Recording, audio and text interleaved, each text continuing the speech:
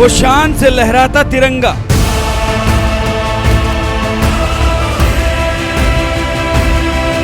दीवार पर दर्ज हमें हिंदुस्तानी होने पर गर्व है।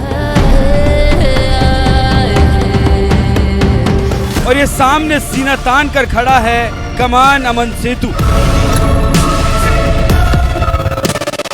जिसे पाकिस्तान ने 3 तरफ से घेरा हुआ है। जय हिंद, मेरा नाम है अनुपम प्रसून और हम इस वक्त ऐसी जगह पर मौजूद है जहां आने के बाद यकीन मानिए आप तरोताज़ा हो जाएंगे और आपको यहां देशभक्ति के जज्बात चारों तरफ, हर तरफ फिज़ाओं में फैले हुए नज़र आएंगे। हम इस वक्त मौजूद हैं उरी में, हम इस वक्त मौजूद हैं कमान अमन पोस्ट पर। बहुत लोगों को इस पोस्ट की कहानी नहीं पता होगी, हम आगे इस पोस्ट की कहानी आपको बताएंगे, दिखाएंगे और अच्छे से समझाएंगे। लेकिन उससे पहले कुछ अद्भुत चीज़ें दिखाना चाहते हैं। हम जिस पोस्ट पर खड़े हैं यहाँ से पाकिस्तान चंद मीटर के फासले पर है, यानी यूँ कह सकते हैं कि 50-100 मीटर के फासले पर है। वो देखिए पाकिस्तान की तरफ से पाकिस्तान के माइलस्टोन, पाकिस्तान में यहाँ से चकोटी मुजफ्फराबाद नज़दीक है। मुजफ्फराबाद करीब 52 किलोमीटर के आसपास है, चकोटी यहाँ से करीब 2 किलोमीटर के आसपास है। सामने आपको पाकिस्तान का झंडा नज़र आ जाएगा और उर्दू में कुछ लिखा हुआ है। थोड़ी देर पहले पाकिस्तान के लोग भी यहाँ मौजूद थे। यहाँ से 6 रास्ते आपको दिखाए गए हैं। इधर के जो दाहिनी तरफ के रास्ते हैं ये पाकिस्तान को जाते हैं, चकोटी, मुजफ्फराबाद, इस्लामाबाद, उनकी दूरी यहाँ पर लिखी गई है। हमारा हिंदुस्तान का जो हिस्सा है उरी, बारामूला, श्रीनगर, उरी 15 किलोमीटर जहाँ से सर्जिकल स्ट्राइक हुई थी। झेलम घाटी पर बना ऐतिहासिक कमान पोस्ट देखने में भले ही साधारण सा एक पुल नजर आता हो, लेकिन रणनीतिक और भावनात्मक रूप से देखा जाए तो भारत और पाकिस्तान दोनों देशों के लिए ये एक अहम कमान पोस्ट है, जिसे शांति पुल भी कहा जाता है, क्योंकि यही वो रास्ता है जहां से कभी भारत और पाकिस्तान के साथ व्यापार हुआ करते थे। तो बंटवारे के बाद बिछड़ा परिवार भी इसी रास्ते से एक दूसरे से मिलता था। लेकिन पाकिस्तान की ओर से होने वाली घुसपैठ और आतंकी वारदात के बाद भारत ने इस रास्ते को ही बंद कर दिया, जिससे आतंकवाद की खेती करने वाले पाकिस्तान को तगड़ा सबक सिखाया जा सके। इस मौके पर यहाँ पहुँचे जहाँ जिस वक्त जब पाकिस्तान के आतंकियों ने हमला किया था उरी पोस्ट पर, उसकी बरसी भी है। आप देखेंगे तो 15 किलोमीटर यहाँ से उरी है, बारामूला 55 किलोमीटर है और श्रीनगर 118 किलोमीटर। अब ये रास्ता दिखाते हैं। इस रास्ते की बहुत अद्भुत कहानी है। ये रास्ता सीधे मुजफ्फराबाद को जाता है, पाकिस्तान के मुजफ्फराबाद को। सामने अगर देखेंगे तो लिखा हुआ है कमान अमन सेतु। कमान अमन सेतु की अपनी अद्भुत और ऐतिहासिक कहानी है। ब्रिगेडियर कमान के नाम पर, सेना के बहुत बड़े अधिकारी थे कमान के नाम पर, उनके नाम पर यह पोस्ट बनाया गया। और इसे अमन सेतु का नाम किसने दिया? इसे अमन सेतु का नाम दिया था 2005 में जम्मू कश्मीर के मुख्यमंत्री रह चुके मुफ्ती मोहम्मद सईद ने। इस ब्रिज की कहानी हम आपको पहले बता देते हैं। इस ब्रिज के ज़रिए जब भारत पाकिस्तान के रिश्ते बढ़िया थे, तब व्यापारिक रिश्ते थे, मतलब दोनों के बीच, तब व्यापार हुआ करता था। इस ब्रिज के रास्ते भारत की गाड़ियाँ या भारत के सामान पाकिस्तान जाते थे और पाकिस्तान से सामान या पाकिस्तान के जो व्यापारी थे वो व्यापार करने भारत की तरफ आते थे। कुछ कागजी कार्रवाई पूरी करने के बाद यहाँ पर अभी लॉक हुआ है, गेट पर ताला लटका हुआ है, इसके आगे आपको जाने की मनाही है। और सामने जैसे भारत ने इधर ताला लगा रखा है, वैसे ही हिंदुस्तान ने ताला लगा रखा है, वैसे ही पाकिस्तान की तरफ भी ऐसे ही एक दरवाज़ा है जिसे लॉक कर दिया गया है। इस रास्ते को बहुत ऐतिहासिक इसलिए माना जाता है क्योंकि इसे कहते हैं झेलम वैली रोड।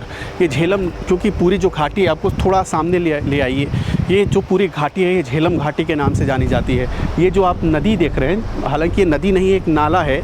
और इस नाले की कहानी है, ये नदी झेलम नदी से कटकर एक नाला तैयार हुआ है, जो घाटी जैसा रास्ता है, टेढ़ा मेढ़ा रास्ता है, ये आगे जाकर नदी में ये नाला मिल जाता है। 1947 में भारत और पाकिस्तान के बंटवारे के बाद इसी जगह पर दोनों तरफ के परिवार एक दूसरे से मिला करते थे, जिसकी वजह से भारत और पाकिस्तान दोनों तरफ के लोगों को इस जगह से भावनात्मक लगाव हो गया था। लेकिन आतंकवादियों को पालने वाला पाकिस्तान भला अपनी आदत से कहां बाज आने वाला था। उसने इस रास्ते का इस्तेमाल कश्मीर में आतंकवादियों की घुसपैठ के लिए शुरू कर दिया, जिसकी वजह से इस पुल को तोड़ दिया गया। साल 2006 में जब तत्कालीन कांग्रेस नेता गुलाम नबी आजाद जम्मू कश्मीर के मुख्यमंत्री बने, तब झेलम वैली रोड को ठीक किया गया और साल 2008 में दोबारा कमान अमन पोस्ट बनकर तैयार हुआ। 1948 में जब जम्मू कश्मीर पर पाकिस्तान ने कब्जा करने की कोशिश की, उसी दरमियान ऐसा हमने देखा, उसी दौरान ऐसा कहा जाता है कि इस पुल को डिस्ट्रॉय कर दिया गया था। इस पुल को डिस्ट्रॉय किया गया तो मतलब पाकिस्तान के जो टेररिस्ट थे या पाकिस्तान की तरफ से जो आने वाले लोग थे वो इधर एंटर ना कर पाए, इसी वजह से इसे डिस्ट्रॉय किया गया। साल 2005 में जब मुफ्ती मोहम्मद सईद जम्मू कश्मीर के मुख्यमंत्री बने, उन्होंने इसे अमन सेतु नाम दिया। इस ब्रिज को बनाया गया अप्रैल 2005 में, लेकिन बनने के कुछ ही महीनों के बाद यानी कि अक्टूबर 2005 में जम्मू कश्मीर ने भूकंप के बहुत तगड़े झटके झेले थे, उसमें ये पुल क्षतिग्रस्त हो गया। फिर उसके बाद चूँकि जो व्यापार का रिश्ता था वो कुछ दिनों के लिए ब्रेक हुआ। 2006 में गुलाम नबी आज़ाद चीफ मिनिस्टर बने, फिर उन्होंने इसकी पहल शुरू की और ये जो सड़क है, जो झेलम वैली रोड है, इसे दोबारा से ठीक किया जाने लगा और साल 2008 में दोबारा ये बनकर तैयार हुआ। व्यापारिक रिश्ते 15 मार्च 2008 को फिर से इस्टेब्लिश हुए भारत और पाकिस्तान के बीच। जिस झेलम वैली रोड पर ये कमान अमन पोस्ट मौजूद है, उसी से उरी महज 15 किलोमीटर दूर है। यही वजह है कि पाकिस्तानी आतंकवादियों ने बड़ी आसानी के साथ कश्मीर में घुसपैठ करके 18 सितंबर 2016 को उरी में स्थित आर्मी हेडक्वार्टर पर उस वक्त हमला बोल दिया था जब हमारे जवान सो रहे थे। इस आतंकी हमले में 18 जवानों की शहादत हुई थी। इसी आतंकी वारदात के बाद भारत ने कमान अमन सेतु पर ताला लगा दिया, जिसके बाद से ही ये कमान अमन पोस्ट बंद है। उरी अटैक हुआ तब से इस रास्ते को बंद कर दिया, क्योंकि यहाँ से जैसा कि हमने आपको दिखाया उरी सिर्फ 15 किलोमीटर की दूरी पर है। तो उरी अटैक के बाद इस रास्ते को बंद कर दिया गया। भारत और पाकिस्तान के व्यापारिक रिश्ते ख़त्म हो गए। भारत ने अपनी तरफ से इनिशिएटिव लिया और सारे व्यापारिक रिश्ते ख़त्म कर दिए। यहाँ आने के बाद आपको वैभव और गौरव की कहानियाँ ही नज़र आएंगी। भारतीय सेना के, भारतीय जवानों की बहादुरी के किस्से ही नज़र आएंगे। और सामने जब आप देखेंगे तो पाकिस्तान के घर हैं, पाकिस्तान के लोग यहाँ रहते हैं, पाकिस्तान की खेती होती है। अब आपको थोड़ी तस्वीर दिखाना चाहते हैं। देखिए मक्के की खेती हो रही है पाकिस्तान में।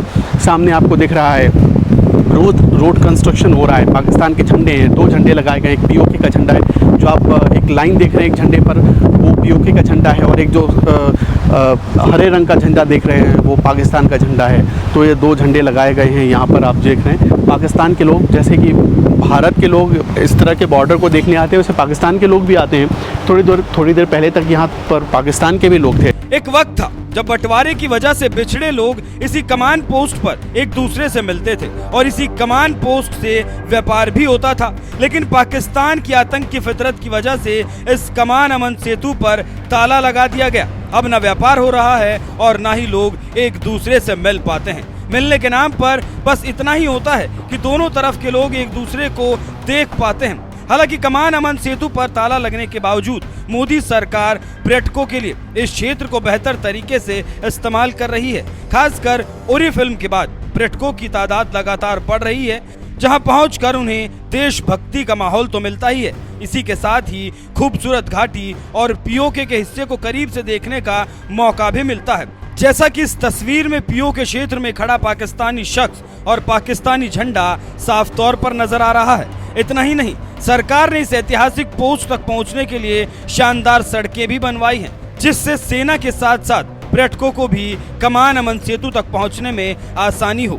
2019 में राजनाथ सिंह जब रक्षा मंत्री बने, उसके बाद से बहुत तेज़ी से काम हुआ है इस दिशा में। बॉर्डर रोड ऑर्गेनाइजेशन ने बहुत तेज़ी से काम किया है और अभी तक ये काम अनवरत जारी है। अब यहाँ की सड़कें देखिए कितनी अद्भुत बनाई गई हैं। सुरक्षा के लिहाज से भी ये बहुत अहम है। और साथ ही साथ यहाँ लिखा हुआ है प्राउड टू बी इंडियन, मतलब भारतीय होने पर गर्व है। और हम इसी के साथ कि हम भारतीय हैं, गर्व से कहते हैं कि हम भारतीय हैं। इस पूरे वीडियो को हम यहीं पर ख़त्म करते हैं। बाकी चीज़ों के लिए, अपडेट्स के लिए हमारे साथ जुड़े रहिए।